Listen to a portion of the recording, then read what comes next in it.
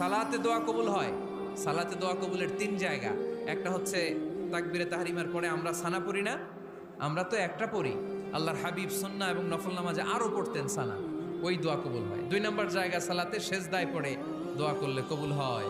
আকরাবু মা ইয়াকুনুল আবদু মির রাব্বিহি ওয়া হুয়া সাজিদ ফাকসিরু ফিহি দুআ। বান্দা যখন সেজদায় লুটিয়ে পড়ে, বান্দা আল্লাহর সবচেয়ে কাছে চলে যায়। তা কিন্তু বিশ্বনবী বলে, সেজদাটা তোমার রবের কুদরতি পায়ের উপরে পড়েছে। সেজদায় পড়ে দোয়া করেন। সালাম ফিরানোর আগে বিশ্বনবী দোয়া করতেন, লা ইউসাল্লিমান্না আহাদুকুম হাত্তা ইয়াতাআওয়াযা মিন আরবাআ।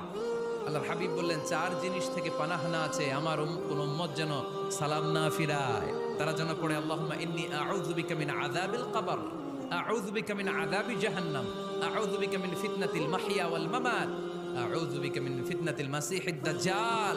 আল্লাহ কবরের আযাব থেকে বাঁচাও, আল্লাহ জাহান্নামের আগুন থেকে বাঁচাও, আল্লাহ জীবন